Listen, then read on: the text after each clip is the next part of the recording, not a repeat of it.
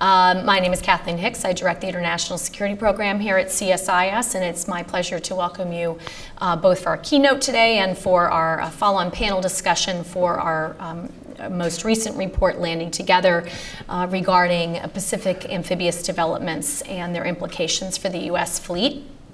I want to thank in particular Huntington Ingalls Industries for sponsoring the conference today and to helping support our project, the Landing Together project. I do want to just remind you, as we do at all CSIS events, about our safety procedures. There's double doors in the back of the room. They exit out to the front of the building, and we can go across the street there should a fire alarm or something like that go off. Now, what I really want to do is introduce our keynote speaker this morning, who is Lieutenant General John Whistler. He is currently the commander of U.S. Marine Corps Forces Command and the commanding general of Fleet Marine Forces Atlantic. He has served at virtually every level of the Marine Corps. I will not go through all of that, but it is amazingly impressive. Of note, he has served multiple times for today's purposes. He served multiple times in the Pacific, of course, to include in support of operations in the Philippines after Super Typhoon Hainan and an earthquake relief in Nepal in 2013 and 2015, respectively. He has also served in Iraq during the surge. He has served as a senior military assistant to the Deputy Secretary of Defense. And for all his sins, not only was that one tour in the Pentagon, he had to return to the Pentagon to serve in Marine Corps headquarters as the Programming and Resources Deputy Commandant. So without further ado, please join me in welcoming General Whistler.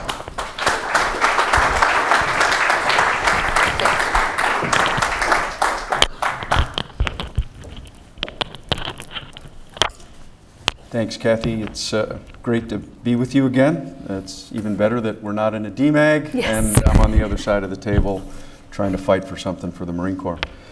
I really do look forward to reading this report. I haven't had a chance, obviously, since it's being released. I did get a sneak peek at a little bit of a draft. But today I'm not going to talk about that. I'm not going to try and add to that body of work. There's some tremendous experts that have gone out and done all the hard research. What I am going to try and do today is provide context, both from my previous job as the commanding general of 3 Marine Expeditionary Force. I served there from July of 2013 to September of 2015 and was one of the many players in the development of amphibious capability throughout the Pacific, specifically focusing on the early development of amphibious capability with the Japanese as well as with the Australians and New Zealand. And then some initial work in Malaysia. I'm also going to give you a little bit of reference from where I sit today as the commander of Marine Forces Command, in that one of my responsibilities for our commandant is to do naval integration with the commander of Fleet Forces Command. So I'm fairly engaged with what's going on with the Navy and how it integrates specifically to amphibious operations. So lots of things matter in the Asia Pacific. You'd probably ask yourself, why would we look at amphibious capability and why is it important? And I would tell you that there's probably 2 reasons that it's important. First of all, geography matters, both the physical geography and the fiscal geography. Both very important. 40% of the world's trade transits the Straits of Malacca. 13 of the 15 megacities in the Asia Pacific are within 100 kilometers of the coast. In this year alone, the census data indicates that 5 of the 15 highest ranked trading partners for the United States are in the Asia Pacific region. And as has been a trend for at least the last 20 years, and I've actually looked back over 40 years, natural disasters have wreaked havoc every year in the Asia Pacific. Approximately 70,000 people lose their lives every year in the Asia Pacific due to natural disasters.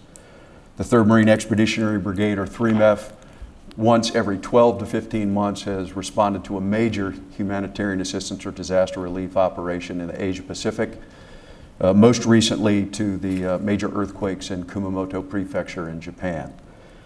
So it's not something that's going away. History has shown that it will be here for a while, and that makes it important.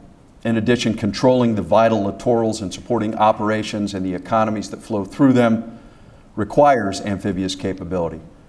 And I have to state up front, the importance of this is its capability that's well beyond that possessed exclusively by the United States of America. The second thing that matters is the threat in the region, a threat that's defined literally across the range of military operations. And you can simply follow the investments of many of the countries and where they're investing in amphibious operations. There's obviously a real need for humanitarian assistance and disaster relief. Singapore has purchased what some have called a mini carrier, dubbed the Joint Multi-Mission Ship. Some postulate that it was bought as a result of HADR efforts in the wake of the 2013 Super Typhoon Haiyan, which I was the Joint Task Force Commander for U.S. forces. A very complex and very challenging operation for not only the U.S. Joint Task Force, but for the international community to be able to respond and to assist. There's a very real need for sea-based limited contingency operations.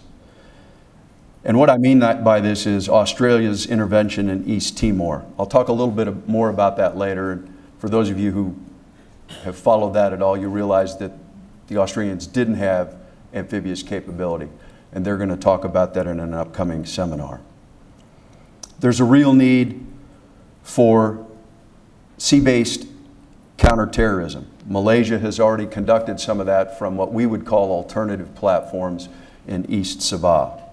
And then obviously a real need for major combat operations, for combined forcible entry operations, and probably the best example of that is our treaty obligations in the defense of the Republic of Korea, South Korea. So what's the proof of the importance across the range of military operations? So how do we know this is more important than just buying stuff? Because people are buying stuff all over the world. Military, we're seeing slight increases across most of the world in investments in defense. So why are amphibious ships important? I think, to me, the cornerstone of showing why it's important is outlined by who's going to attend the Marine Forces Pacific-sponsored Pacific Amphibious Leaders Seminar, which will be conducted 10 to 14 July at Camp Pendleton, California. 23 countries from the Asia Pacific will attend that conference. And not only will they be represented by different levels of government, but they will also be represented by both Navy, Marine Corps, Naval Infantry, and Army general officers and flag officers from those representative countries.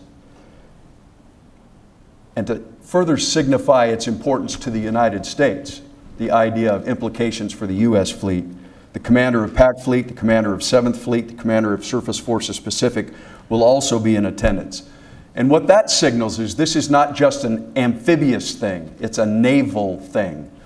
And that's, I think, a point to take away. It's a point to show that amphibious is simply part of the greater naval picture in the Asia Pacific, but one that perhaps needs most attention and is receiving that attention right now. In addition to those luminaries, multiple U.S. ship commanders will be there, and they will not be just from amphibious ships. And I think that speaks volumes about the importance of why we're doing it. I won't go into details about the conference other than to tell you it's not just a standard seminar with speeches and PowerPoint. And if you were waiting for me to change to the next slide, I am not going to do that. So for those of you who need heart resuscitation because a military guy is giving a presentation without PowerPoint, you can rest easy. But it's not just that. It's academics. They're going to talk about the fundamentals of how you execute amphibious operations. They're going to do a tabletop exercise against a fake enemy and a fake island, but in the right geography. And that will engage not just staff officers, but general officers and flag officers. And then there will be a significant at-sea demonstration about skin-to-skin marrying of amphibious ship-to-shore capability from mobile landing platform and some other alternative platforms to show the viability of those platforms, some of which are being used by the countries in the Asia Pacific. All represents a huge investment in amphibious capability, but it also represents a huge investment of time. Time being, I think, that most critical resource, the resource that people cannot renew. Time by those people in 23 different countries who feel that this is a worthy investment of their time and their travel to get to Camp Pendleton to be a part of that seminar. So given that amphibious development has demonstrated importance, the question I asked myself was, how do we land together? Landing together takes a plan. Einstein was purported to say, if I had only 1 hour to save the world, I would spend 55 minutes defining the problem and only 5 minutes finding the solution. Defining the problem, in my mind, is essential to developing the plan. Amphibious development may not be saving the world, but it is certainly important in the Asia-Pacific. Executing any plan takes resources. A vision without resources is a hallucination. And the reason it is a hallucination is because, and this is especially important in our fiscal climate, both in the United States and in other countries, you don't do more with less. You either do less with less or different with less. And I would say one of the highlights of the development of amphibious capability in the Pacific is it is doing different with less. The Pacific Area or Pacific Amphibious Leaders Seminar is demonstrating an effective way to develop different with less in that combined amphibious capability amongst all those nations. Planning starts with defining the problem, but it also starts with identifying facts and assumptions. So what are the facts about amphibious development? First and foremost, I think we need to make sure that we understand amphibious development in one country does not equal that same capability or capacity, even if the platform looks the same in every country engaged in amphibious development. Amphibious development can be all of what I described at the beginning of this, or simply pieces or even small subsections of those pieces of those capabilities. It's the capability to execute humanitarian assistance and disaster relief. It's the ability to do limited contingency ops in East Timor. At the upcoming Pacific Amphibious Leaders Seminar, the Australians are going to talk about how different their operations would have been in East Timor had they had an amphibious ship. And for those who were stationed in the Asia Pacific in that period, there was much discussion about how amphibs could and should have contributed to that effort. The counterterrorism operations in Sabah, how low-end amphibious platforms can actually execute a very high-end mission in terms of its criticality. And then obviously the high-end major combat operations, combined forcible entry operations. But what you have to know is that integral to that plan in Korea is the integration of literally commercial ferry capability to execute the movement of combat capability to intermediate staging bases, be they afloat or be they structures, such that you can then move the force ashore. So it's not what we in the United States see as amphibious capability. That's not the definition of amphibious capability in many of these countries. It's not what they seek by building amphibious capability. So after defining the problem, what do we mean by amphibious? We must define the resources available. What does it mean? What does the impact of resources mean around the region? As I said before, all amphibious platforms are not created equal. Some are warships. Some of our fellow nations have created warships as part of their amphibious capability. Others are utilizing converted commercial vessels. And many of the nations are somewhere in between, or a mixture, or pieces and parts, or renewing old amphibious capability and rejuvenating capability that perhaps has gone dormant over the years. The bottom line is that they are all contributing to a greater amphibious capability. As an example, the Japan Ground Self-Defense Force Amphibious Raid Deployment Brigade, Amphibious Rapid Deployment Brigade, is a great example. They will reach their initial operating capability in 2018 with a full operational capability in 2023. And in 2023, they will have 3,400 trained soldiers equipped with AAVs, supported by V-22s, embarked on what were mine warfare platforms, helicopter destroyers in the Japanese parlance, to execute that mission. The Japanese have in their budget the construction of an amphibious ship with a well deck. That shows, once again, a growth. But they're taking existing platforms and putting them together. Japanese soldiers are already attending the amphibious assault training in the United States, amphibious assault vehicle training in the United States. We're preparing to receive the first Japanese pilots in V-22 training here in the United States. This all requires Japan to define and train in both joint and a combined environment. It is driving a fundamental change in the Japan Self-Defense Force, not only in their organization, in their training, and how they will command and control these forces that will require the integration of joint capability. The Singaporean force. As mentioned earlier, they purchased a mini aircraft carrier. The vessel was envisioned to be larger than the Endurance-class ships, but with greater helicopter capacity. The Singaporean announcement, at the time at least, seemed closely linked to their offer to host a regional humanitarian assistance and disaster relief coordination center. And this was a couple of months before their announcement of their HADR center as a remedy to perceived shortfalls from the 2013 Typhoon Haiyan. Since then, that force looks like it may be used for other things than just humanitarian assistance and disaster relief. New Zealand currently has an amphibious capability, but is primarily commercial vessel based. But they are working in close coordination with their Australian partners to embark New Zealand soldiers aboard Australian amphibious ships, and have done so in many exercises, to include the Talisman Sabre series of exercises, and are planning to do so in upcoming operations in the Rim of the Pacific exercises, which will take place at the end of July.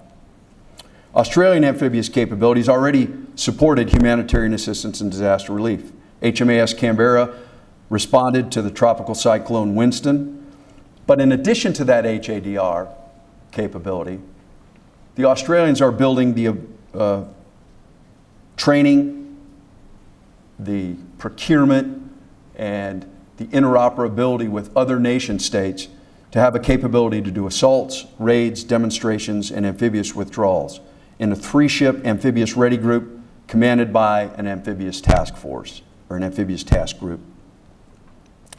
This fully developed 3 amphibious ship capability will be tested in an Australian Defence Force exercise called Sea Series 2017. It will be conducted next April-May. It will be a mid-intensity combat operation, and if it's successful, that exercise will declare final operational capability for Australian amphibious capability across their range of military operations, as I discussed above. I mentioned Malaysia has developed amphibious capability, described by some as a collective effort to enhance HADR in Southeast Asia. But other indicators should not be overlooked. Not only in Malaysia, but in other countries, the development of amphibious capabilities is actually far more reaching than the mere acquisition of amphibious ships, be they alternative platforms, converted commercial vessels, or actual warships. It involves the modernization and mechanization of existing amphibious ground forces, as well as doctrinal shifts, like the ones I mentioned in the Japan Self-Defense Force. Efforts are underway to improve amphibious defenses. During a recent working visit to Hawaii in January of this year, Malaysia sought the Pacific Commander's support, and specifically the Commander of Marine Forces Pacific support, in developing a dedicated amphibious ground force based on the United States Marine Corps model. More of a naval infantry than an amphibious capability, but nonetheless a capability that can utilize amphibious platforms for the execution of counterterrorism operations in Malaysia. So what does all this mean for the United States? Implications for the U.S. fleet. I would say this up front. Let there be no doubt that amphibious operations are joint and combined operations at the most complex and the most difficult level. This is not a Navy Marine Corps exclusivity. This is a joint force capability possessed by the United States that I would offer at this time, and at least today, is second to none. And the reason for that is we have the ability to integrate that capability across the joint force, across all 5 domains: land, sea, air, space, and cyberspace. I said at least today because several of our allies in the Asia-Pacific region have at least the intent, the plan, to grow to this level of capability and complexity.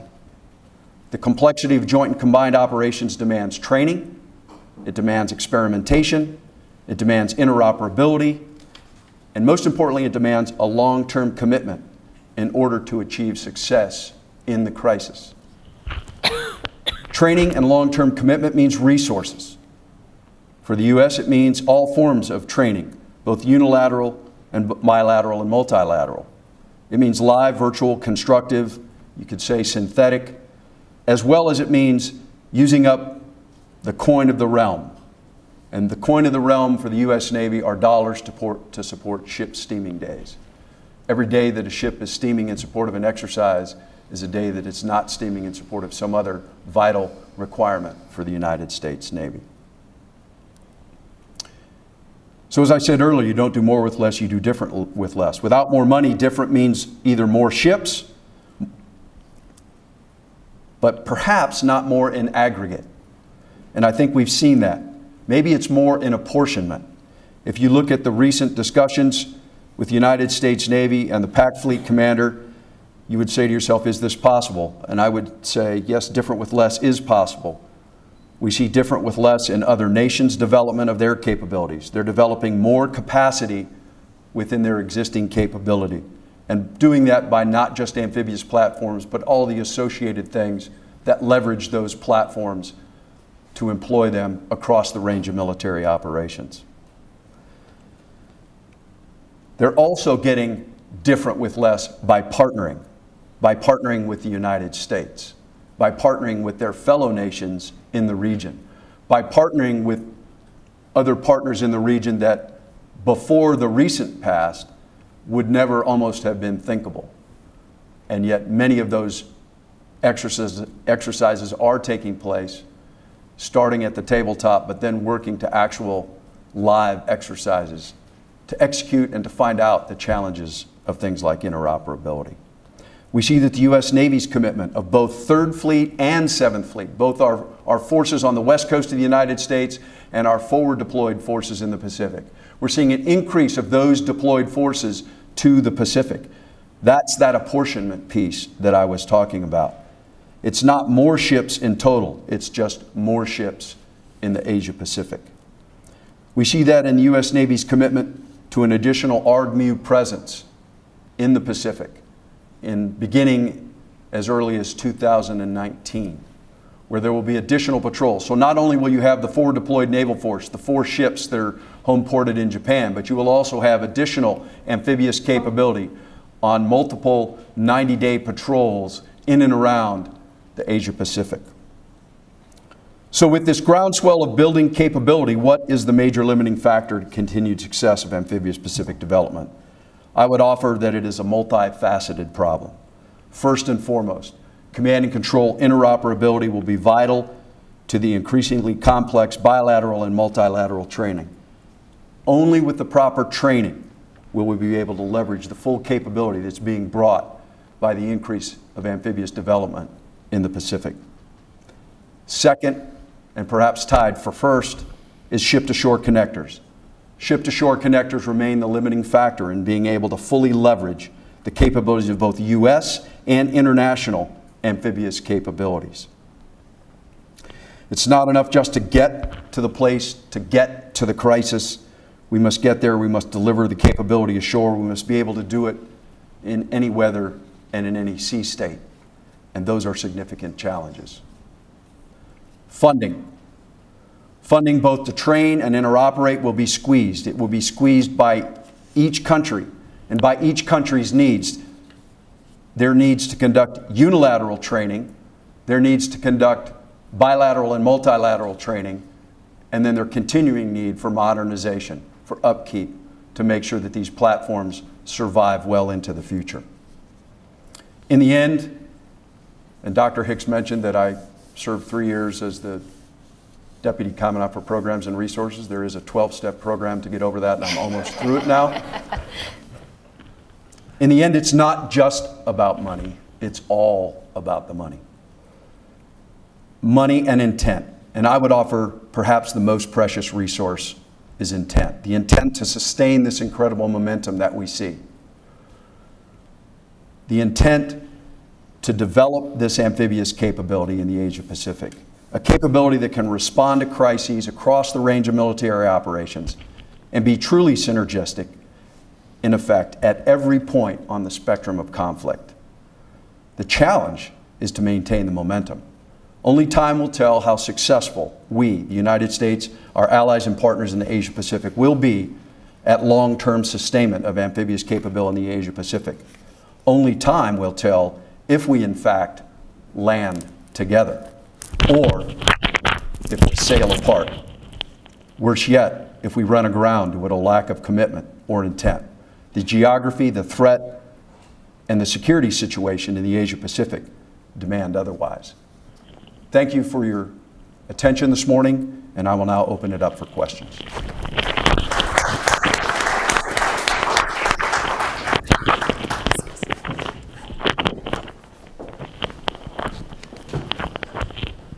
Okay, I'm going to drive Travis crazy with my necklace here. Here we go.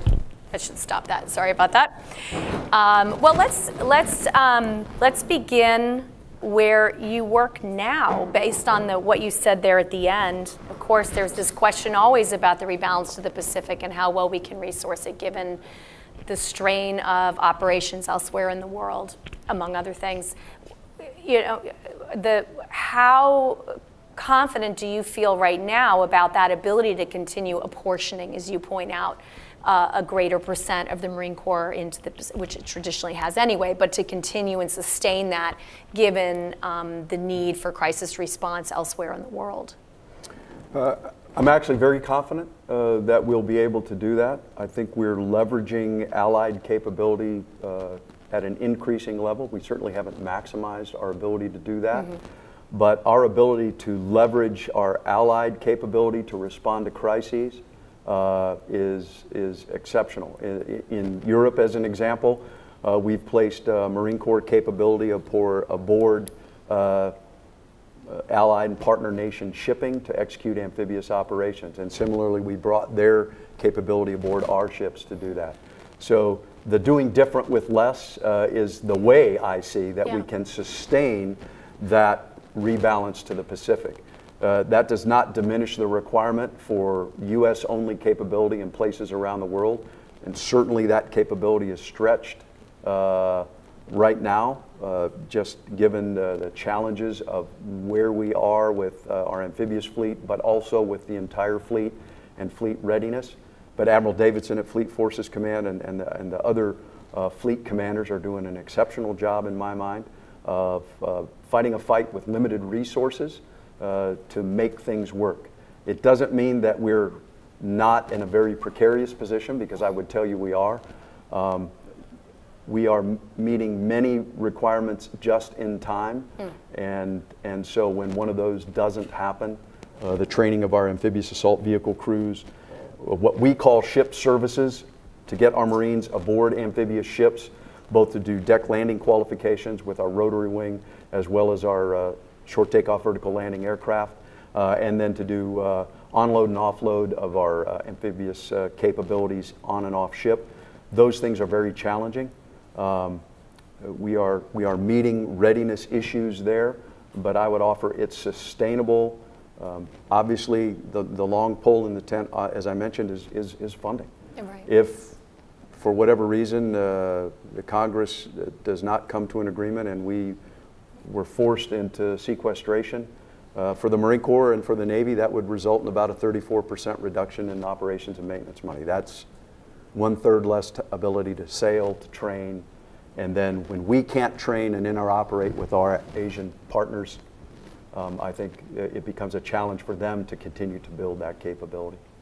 Have you seen other capable allies in the Pacific stepping forward, in particular in the amphib arena, to themselves be a train-the-trainer partner? Certainly my closest relationship, as I mentioned, was with the Japanese, and we were conducting on average 14 low-level meetings with about 3 to 4 higher-level meaning general officer, flag officer conferences annually with them. And they are now beginning to filter that training back through their Western Army has been given the responsibility for the development of amphibious capability. And they have taken that on with a great vigor, and they are doing the exercises, the training, they are partnering. In fact, both General Tulin, the commander of Marine Forces Pacific, and Admiral Swift, the Pacific Fleet commander, just sat down with the Japanese, and they have agreed to an executive steering committee with an 06 level oversight that will continue to drive that train-the-trainer opportunities well down into the Western Army and then into that rapid deployment brigade. So they have taken that on wholeheartedly. They are looking at how they have to change and it's everything from how their joint staff is organized and how they command and control, to how they control all elements of the battle space, to how they will employ these rapid deployment forces. I would say we've made great strides in Korea similarly. During my tenure, and General Nicholson, now the commander of 3MEF, has continued that even at a greater pace. The integration of amphibious operations, sort of the premier amphibious operation with the Koreans, is an exercise called Songyang. In 2014, we brought together 21 ships to support an amphibious landing, U.S. and Korean, and embarked not only U.S. and Republic of Korea Marines, but also Australians and New Zealanders to execute amphibious operations on the Korean Peninsula. The Koreans are taking stock of what they need to do to get to the next level. The Korean Marine Corps is in fact purchasing helicopters so that they can become self-sustaining from amphibious platforms.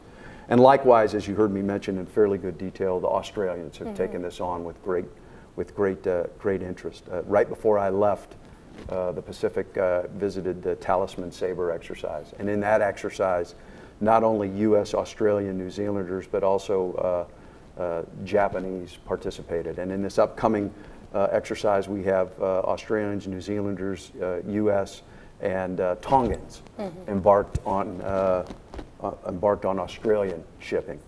That's, in my mind, the proof of the pudding. It's beyond PowerPoint. It's beyond tabletop discussion. Right. It's putting people on the ships and executing those very challenging amphibious operations. And I think you pointed to it already in your remarks, but just to be clear, then what do you think those allies and partners in your experience out there, what are they most looking toward the United States to provide, maybe uniquely or especially to provide in this space? Well, I think depending on the operation, it sort of varies. It's our ability to command and control first and foremost, to do interoperability. I had a very good discussion with the general from the Luftwaffe when I was in Europe about the complexities of controlling airspace in an amphibious operation. NATO had gone away from the traditional, pre-1989 U.S. versus the Soviet Union, where we had well-integrated discussions about the airspace of Europe was the airspace of Europe. Well, the airspace in Europe today is controlled by nations. And so integrating capability across those is very difficult. And as he and I were discussing, in an amphibious operation, a requirement for the landing force to control airspace up to a fairly significant altitudes is different than most air forces would think would be necessary. So he's asked for us to come and train the NATO forces in how we integrate aviation fires. I would offer we still have probably the best, we the U.S., the best capability to integrate all facets, land, sea, airspace, cyberspace. And so that's where they rely on us, where we're strong or where they're weak. Our ability to do at-sea replenishment, our ability to do refueling, our ability to do other things. That being said, each of those nations also brings very capable niche capabilities. Counter-mine being one I think that's exceptional. During a recent exercise in the Baltics, in Baltops this year, the counter-mine force not only found all the mines that they were supposed to that were laid by the OPFOR, but they also found existing World War II mines that had never been And then they found some dud ordnance that had actually buried itself in the seabed. That's a significant capability. If you follow countermine operations out to find something that's buried in the mud in the Baltics, which is a tremendously complex due to gradient and salinity, that's a real capability. And so while we do bring capability, their ability to find it, our ability to work through it, and our ability to breach, if you will, all comes together to bring, I think, a great capability. One of the debates that has been active for many years is the size of the U.S. amphibious force, and of course composition is a piece of that that more recently has been a maybe more fully fleshed conversation, but there has been varying times of talking about the peacetime presence driving it, a forcible entry or a higher end amphibious capability requirement driving it. How do you, when you are out and about in environments like this, describe the amphibious capability requirements the United States has today? Well, I think if you believe the combatant commanders, we are severely under-resourced. Chief of Naval Operations about 2 years ago said to meet the amphibious capabilities, we need approximately 50 amphibious ships. Right now, I would tell you that the commander of EUCOM, SAC-EUR, wishes he had an amphibious ready group, continuous presence in the Med, both off of North Africa, in the Mediterranean, but also to move up and do exercises along the northern flank of NATO. We don't have that capability. We have a continuing and required presence in CENTCOM. And even that presence gets somewhat diluted when we do disaggregated operations. And so the full 13 mission sets assigned to a ARG-MU team are not capable when they're in the fully disaggregated operations. The forward deployed naval force, due to ship maintenance requirements, does not have a 1.0 presence, meaning they can't get all of an ARG underway every day in the year. That's not because the Navy doesn't want to. It's simply a physics problem, if you will. It's their requirement to be able to execute training. So when I'm out and about, I discuss it both in the day-to-day, which drives that 50 ship number, but also you can look at the operational plan requirements, and there have been significant demands placed there. In many of our operational plans, we're challenged to meet the combined forcible entry operations. In many areas of the world, the operational mobility for the Joint Force Commander is provided by that Navy Marine Corps team. And by that I mean both U.S. and Allied, because it provides them to operate at and from the sea and to use the sea as maneuver space and to be able to be present at a point of their choosing, not at a point determined or defended by the enemy. And whether that enemy happens to be weather in the form of a typhoon, and we saw that in 2013 in the devastating Typhoon Haiyan in the Philippines. We were able to access areas because of amphibious ship capability and because of our Navy, carrier battle group capability to a similar degree that we would never have been able to gain access with had we not had amphibious capability to operate at and from the sea. You talked, I think, very persuasively about thinking differently, doing things differently. Can you give just a couple examples, either from your 3MEF experience or today, of exercises, experiments, what have you, where you feel like you're onto some good ideas of how to do that? One is the use of alternative platforms. General Tulin has been a huge proponent, as has myself. I would offer anybody who's in the business of doing amphibious operations, when you don't have enough of something, you got to find something that can fill the gap in a means that does support what you're trying to accomplish. So as an example, in that Songyong exercise of 2014, and as well in the Songyong exercise of 2016, we used an element of the Maritime Prepositioning Ship Force, a TAKE, to embark our logistics capability. mounted command and control capability aboard that ship, used the flight deck, and actually used that as a command and control hub for resupply. That ship doesn't necessarily have to sort of get into harm's way, if you will. We can put it in a position inside the integrated naval capability. And so the fact that it's not a warship, you can still leverage it to do the things you do. But you have to understand that it's not a warship. Right. The use of a joint high-speed vessel. Joint high-speed vessel is a tremendous capability, but it's limited by sea state. It's limited by weather. In fact, it's limited by things like if it were to respond to a HADR event, sunken objects that result from major typhoons wreak havoc on thin aluminum hulls. And the captains don't like that. And obviously, if there are Marines embarked, they don't like it either. So it's using the right platform in the right place at the right time and leveraging those platforms to do that. It's also to leverage U.S. capability to enhance host nation capability. I mentioned the Koreans have the ability to nationalize large ferry systems. And so experimentation, I mentioned experimentation, using our mobile landing platforms to marry up those ferries at sea to discharge capability, and from there then to discharge that capability ashore. To marry up LMSR, Army LMSR capability with our at-sea platforms, although that's in the very infancy, but that's something, experimentation piece to look at.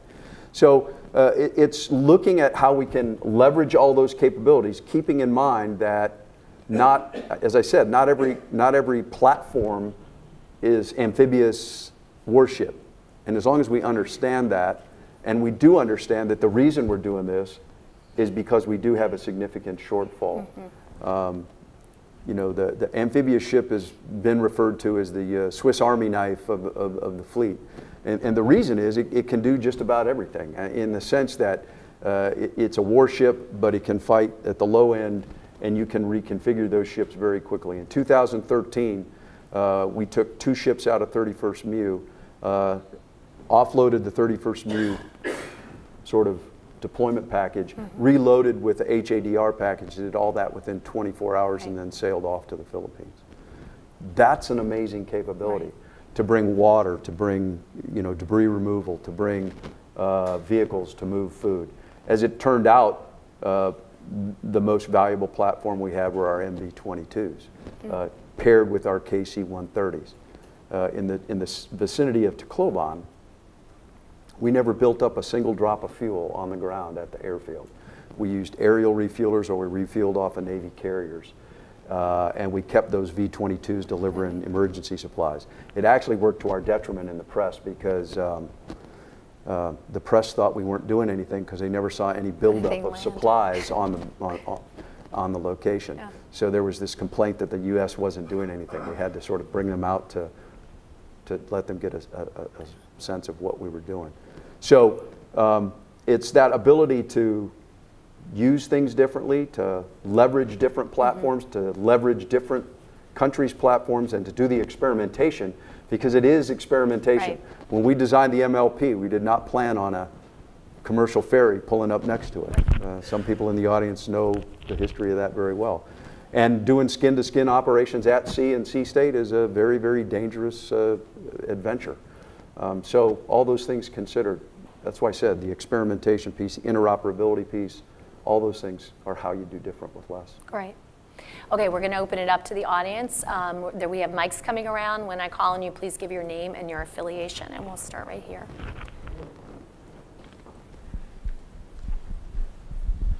Thank you. Jeff Schogel with Marine Corps Times. General, you mentioned that there is going to be another ARG-MU in the Asia Pacific around 2019. Can you talk about what capabilities that gives Marines in the Asia Pacific? And were you talking fiscal 19 or calendar year 2019? Thank you. Yeah, it's right now scheduled for fiscal year 2019. What that will bring is a regular ARG-MU capability. 3 ships in the traditional ARG-MU configuration. The Marines that are aboard. Whether those Marines come from the continental United States, whether they come from Hawaii, whether they come from the Unit Deployment Program Marines in Japan, all those details are being worked out. And the idea is to create additional presence, particularly in Southern Asia. As you know, we have a Marine rotational force in Darwin 6 months out of the year, but during the wet season, that force redeploys back to the continental United States. They're replaced, their unit deployment infantry battalion and associated assets goes to Okinawa and then on to other locations in the Asia Pacific. But this is an opportunity to create a presence so that the forward deployed naval force would have sort of the northern eastern region, and then that second through 2 90-day patrols would be worked out. The actual basing of that and all that, all those significant details obviously are being worked out, and that's why it's a 2019 problem, because it's, as you can imagine, a very complex undertaking. Okay, great. Cindy?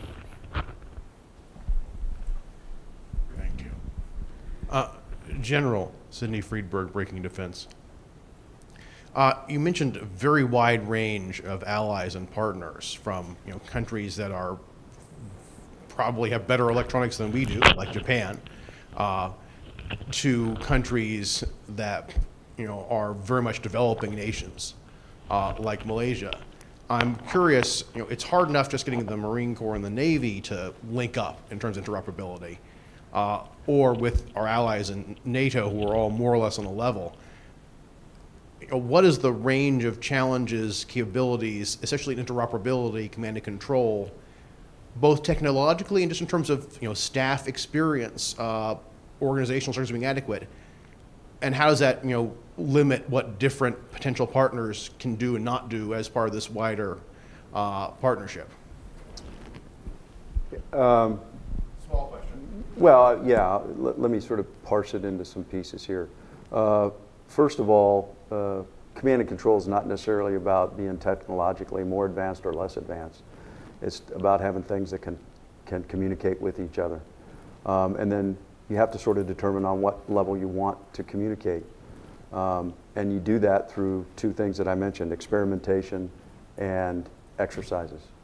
And so by operating together, we determine where those interoperability shortfalls occur, and then we, together, allies, partners in the United States, seek whatever the solutions to those are. As an example with the Koreans, the exercise that I mentioned, fully integrated combined Marine Expeditionary Brigade staffs on board amphibious ships.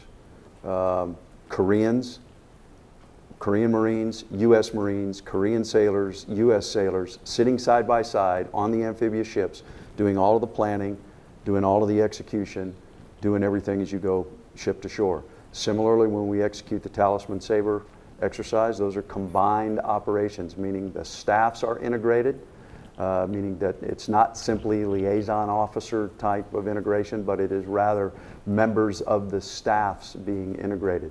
So once you can get the people to talk, the systems sort of can follow behind. And we have technologies that will allow now that will allow various sorts of equipment to talk to each other. We just have to figure out how we need to make that happen, what the scale is, and where it's important that we share that information. So you find that out in experimentation and in training, and then you employ it, and then you come back and test it, and then continue that training. And that's why I said intent and commitment become the real key, because you mentioned that we have NATO standards, and we had NATO standards. We haven't exercised and trained to the NATO standards, and that's through these most recent operations. We're coming back to a level of capability that we had lost over time. So it's about sustainment of that bilateral and multilateral training that is the key. Great. Okay, we have one right over here. Thanks, General Kevin Winsing, Navy League. Could you explain how the Joint Strike Fighter and more use of V-22 will enhance amphibious capability, make it more of a strike capability, and also how that may, the deployment of those kind of systems to our allies might enhance their strike capability as well? Sure. I mean, I think people have seen the utility of the V-22. I mentioned the example in the Philippines, but what I didn't say was those V-22s were based at the old Clark Air Base in Manila, responding to a typhoon disaster in the central Visayas. So if you know anything about the geography of the Philippines, a little over 230 miles away, and yet maintained a consistent presence because they could aerially refuel by KC-130. A more recent example is disaster relief and the earthquakes in Nepal, self-deploying MV-22s to Nepal from Okinawa, actually from the Philippines, where they'd been on an exercise. Just happened to be on the ground the day that the fourth ship of the V-22s came screaming over Kathmandu airport and did their transition and landed. And the question from one of the ambassadors was, where did they come from? And when I said Okinawa, he asked me, no, really, where did they come from? And I said, Okinawa. So that changes the size of the battlefield. That changes your depth and reach, this amphibious capability. So, you know, there's a large concern about anti-access and area denial in a high-end fight. But also, if you could, you know, going back to the example of thin-skinned ships responding to HADR. If you can put a thin-skinned ship far enough away from the disaster but still be able to, then that ship has an ability to support operations. So it's the ability of range. We're doing a lot of things with digital interoperability on our MV-22s now, so that the Marines that are embarked in the back of those V-22s, whether they're doing HADR or whether they're doing combat operations, can get up to the minute visual implications of where they're going on the battlefield. So whether that's going into an embassy somewhere in northern Africa, whether that's you know, dealing with a typhoon relief, whether that's rescuing somebody anywhere in the world, tremendous capability. The F-35 similarly is a game changer. We'll deploy the first F-35s into Japan. That will be the first squadron that will actually deploy. And then when we deploy F-35 off of large deck amphibious ships, that will give a 5th generation capability. F-35 is a lot more than a very capable F-18. About all I can say in this environment, but it brings things to the battlefield that really are exceptional. The very interesting piece is our allies have invested in those. And so that solves that interoperability problem. The fact that the Japanese will be flying V-22s will allow us to talk and share data directly. The fact that the Japanese are buying F-35s, that we're buying F-35s, that many of our allies are buying F-35s, will allow us to communicate directly and to transmit information through those aviation platforms back so that we can execute operations. So when you look at the leap ahead technology that the F-35 is going to bring, it will fundamentally change the battlefield. In terms of defeating anti-access and area denial, the challenge for the enemy, if you will, who's trying to deny you access, is he's got to target you. And if you can move where you're operating from significantly, it truly complicates his targeting problem. And the F-35, particularly STOVL, the F-35B, will allow us to operate from very austere environments for extended periods of time. You combine that with KC-130s and the other capabilities to work. It provides a significant capability. And then if you integrate the Expeditionary Aviation Command and Control that we have, our ability to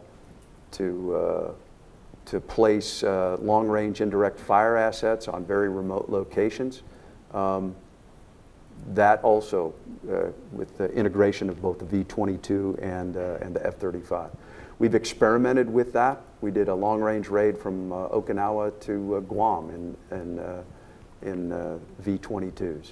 We did it to simulate taking an obscure island. We brought in long-range HIMARS rockets.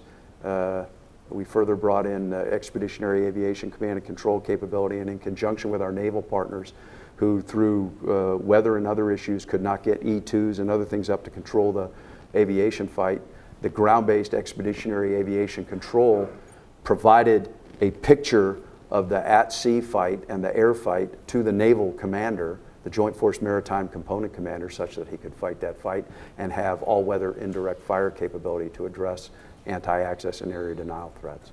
So that was exercised as long ago as 2014, will be exercised again this year, was exercised in Talisman Sabre. In Talisman Sabre, we actually physically deployed an expeditionary radar from Alaska, where it was doing a training exercise, into the deep training area in Australia, and within 2 days had it up and operational and supporting, extending the range, if you will, the ability to see inland for the Naval Expeditionary Force that could then move outside threat rings and operate. So all those things contribute to truly changing the way we look at how we employ amphibious forces. And you can do that across the spectrum. Great. We have reached the end of your available time, but good news, we have a multi-target environment coming up for you with our panel. But please join me in thanking General Whistler for coming up to Washington, which is always treacherous, and sharing his information.